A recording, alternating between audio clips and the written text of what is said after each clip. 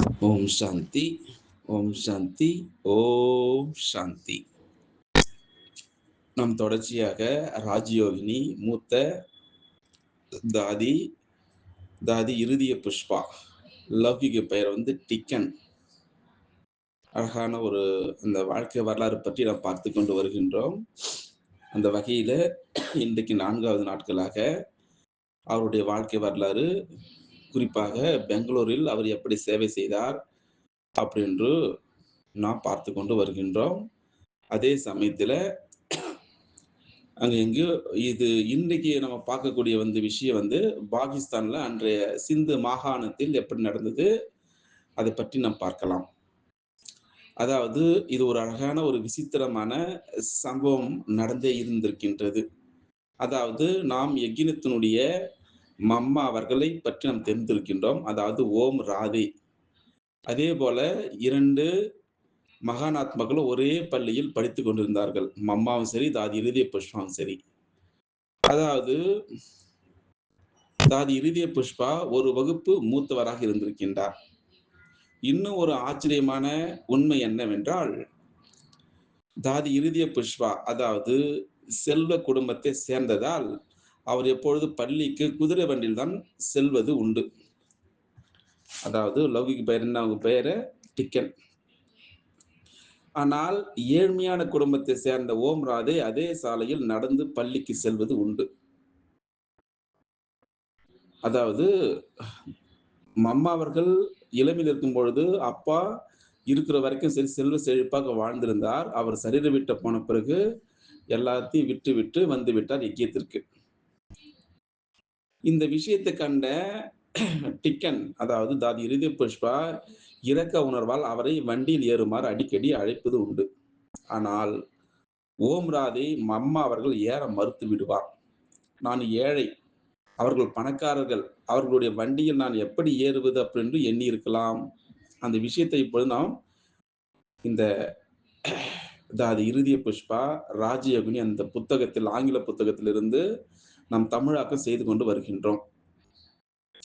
எதிர்காலத்தில் உண்மையான லக்ஷ்மியினுடைய அந்த பாத்திரத்தை யார் ஏற்கவிருக்கின்றார்? மம்மா அவர்கள். இந்த ஆத்மாவுடைய நாடகம் எவ்வளவு வியப்புக்குரியதாக இருக்கிறது. இதுவே நாடகத்தினுடைய அதிசயம் அல்லவா? இப்படியாக ஒரு அதிசயத்தை நாம் பார்த்தோம். இன்னொரு அதிசயத்தை நாம் பார்க்கலாமா? அதே நகரத்தில் இருந்த பாய் போலார் சந்த் பள்ளியில் 2 ஆத்மாக்கள் படித்துக் கொண்டிருந்தார்கள். அவர் பேர் என்ன? பூலார் சந்த் பள்ளியில் ஒருவர் மோதி, நாம் ஏற்கனவே தெரியும் மோதில் சந்திரமணி தாதி அவருடைய தங்கை. இன்னொருவர் குமாரக்க தாதி, தாதி பிரகாஷ்மணி, அவருடைய லௌகிக பெயர் ராமா. இந்த பிரபஞ்சத்துடைய இந்த மகத்தான ஆத்மாக்களை ஒரே நகரத்தில் ஒரே காலத்தில் வளர்த்த அந்த தெய்வீக சக்தியினுடைய ரகசியம் என்னவாக இருந்திருக்க ஒரு ஆச்சரியத்தோடு நாம் கேட்டுக்கொண்டிருக்கின்றோம். எவ்வளவு பெரிய மகான் சக்திகள் இவர்கள் எல்லோரும். அதே போல தாதி இறுதி புஷ்பா அதாவது டிக்கன் மிகவும் பக்தியாக இருந்து சில நேரங்கள் அமைதியாக அமர்ந்திருக்கும் பொழுது யாரோ தன்னை அழைப்பது போல கேட்பது உண்டு. என்னை யார் அழைப்பது? இந்த கேள்வி அடிக்கடி அவர் கேட்பார். இந்த அழைப்பு எங்கிருந்து வருகிறது? இது கோபிகளுடைய நாதரான ஸ்ரீ கிருஷ்ணரா அப்படின்னு கேள்வி. அவருடன் நானும் ஒரு கோபியாக நடிக்க வேண்டுமா அப்படின்னு கேள்வி மேல கேள்வி அவருக்கு வந்து கொண்டிருக்கிறது. இந்த அழகிய சிறுமி அடிக்கடி தியான நிலையில் ஆழ்ந்து விடுவது உண்டு. யாரு? தாதி இறுதிய புஷ்பா, டிக்கன். இப்படியாக அடிக்கடி தண்ணீரை மறந்து அமர்ந்திருப்பதை பார்த்த அவருடைய தந்தை அவரை ஒரு அழகான பெயர் வைத்தார். அதுதான் டிக்கன்.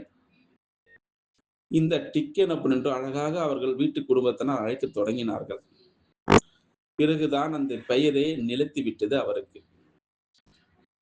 அவருடைய பிறப்பு பெயர் கூட மறைந்தே விட்டது.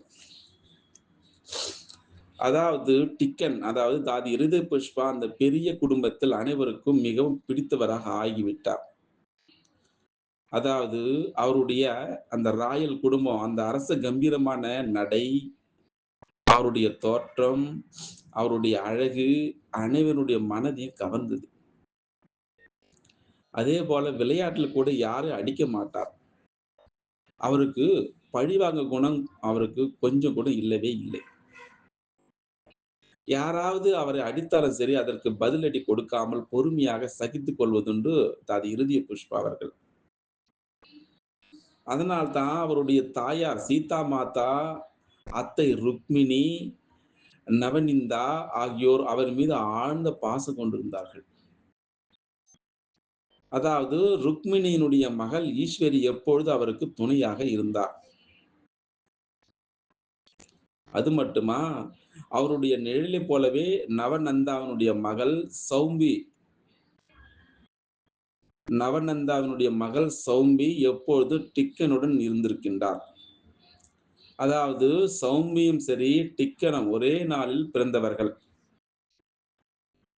அதே போல டிக்கனுடைய பண்பாடும் சரி, தாதி இருதய புஷ்பாவுடைய பண்பாடும் சரி, இனிய குணமும் சரி, அனைவரையும் அவரை நேசிக்க வைத்தது.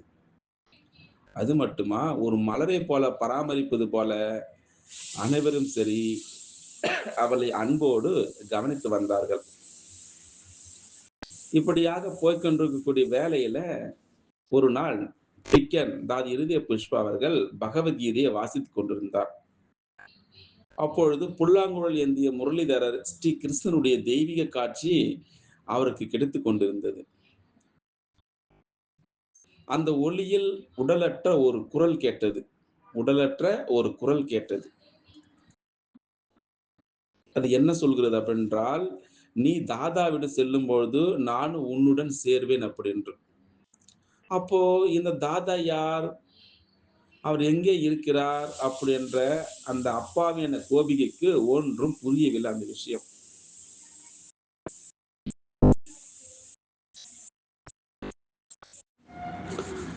அதே போல நம்ம ஏற்கனவே தெரியும். தாதி இருதய புஷ்பாவுடைய 9 குழந்தைகள் இருந்தார்கள். அதில் 6வது தீர்த்தா. தீர்த்தா என்பது டிக்கனுடைய மிகவும் அன்பான தம்பி. அவர் அவருடைய நெருங்கிய தோழனாகவும் இருந்திருக்கின்றார். அண்ணன், தங்கை இருவருக்கும் இடையான அந்த பாசம் இனிப்பை போல இனிமையானது.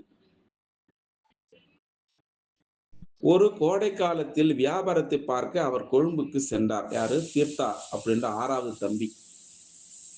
அப்பொழுது டிக்கனுக்குள் ஒரு தெய்வீக குரல் சொல்லிக் கொண்டிருந்தது, ஒலித்துக் கொண்டிருந்தது. அதாவது இந்த அதாவது உங்களுடைய தம்பி அவர் திரும்பி வரமாட்டார் அப்படின்ற அந்த குரல் கேட்டது. அப்படியே இலங்கை நாட்டில் காய்ச்சலால் அவர் இறந்து விட்டார்.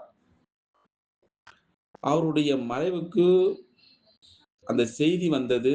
தந்தி நேராக யாருடைய கையில் கிடைத்தது தெரியுமா? இருதய புஷ்பா கையில் கிடைத்தது. தாங்க முடியாத துயரம் அவரை ஆட்கொண்டு விட்டது. ஆனால் சில நொடிகள் எங்கிருந்தோ ஒரு குளிர்ந்த அமைதி அவருக்குள் பரவியது. அப்போ அவருடைய துயரம் நீங்கியது. அது என்ன சக்தியா இருக்கும்? நீங்களே கேள்வி ஆச்சரியத்துடன் கேட்டுக்கொள்ளுங்கள். அதே போல இன்னொரு அழகான ஒரு இதயத்தில் பதிந்த ஒரு உறுதி சொல்கின்றார். அழிந்து போகக்கூடிய மரணம் அடையும் கணவனை நான் ஏற்க மாட்டேன் அப்படி என்று. அழிவற்ற அமரத்துவமுடைய உருவமற்ற அந்த அழகினையே நான் நேசித்து இருக்கின்றேன் அப்படி என்ற ஒரு அழகான ஒரு இதயத்தில் பதிந்த உறுதியை இப்பொழுது சொல்லிக் கொண்டிருக்கின்றார். அதாவது சிந்து நாட்டை சேர்ந்த டிக்கன் இருதய புஷ்பா அவர்கள் இதே எண்ணத்தையே கொண்டிருந்தார். அதாவது எந்த பெண்ணுக்கு திருமணம் நடந்தாலும் அந்த பெண் இல்லற பந்தத்தில் சிக்கப் போகிறாரே அப்படின்ற நினைத்து அவர் மனம் வருந்தும்.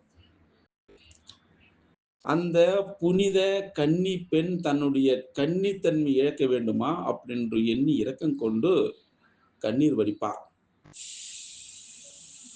தூய்மையான அதாவது பிரம்மச்சரிய வாழ்க்கையை வாழ வேண்டும் என்ற உறுதி அவரிடம் மிகவும் ஆழமாக வேரூன்றி இருந்தது.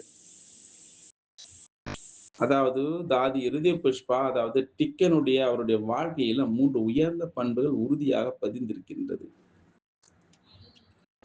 ஒன்று இறுதி மூச்சு வரை தூய்மையாக வாழ வேண்டும் அப்படி என்று. என்னது? இறுதி மூச்சு வரை தூய்மையாக வாழ வேண்டும். 2வது மாணவ வாழ்க்கையே சிறந்த வாழ்க்கை என்பதால், வாழ்நாள் முழுவதும் அந்த மாணவ மனப்பான்மையுடன் இருக்க வேண்டும். Godly student is the best life அப்படின்னு சொல்லுவாங்க.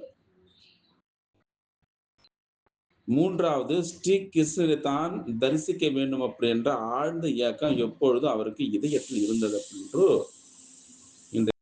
இன்றைய 4வது நாட்களில அதாவது இறுதிய புஷ்பா பற்றி எப்படி அவர் வாழ்ந்தார், ராஜயோகினி அந்த குழந்தை பருவம் அம்மாவுடன் எப்படி வாழ்ந்தார் அப்படின்று அவருடைய தங்கை மோதில் தாதி சந்திரமணி அவர்களும் சரி, தாதி பிரகாஷ்மணி பக்கத்து ஸ்கூல் அந்த படித்தது கொண்ட வாழ்க்கை வரல நம்ம படித்தோம்.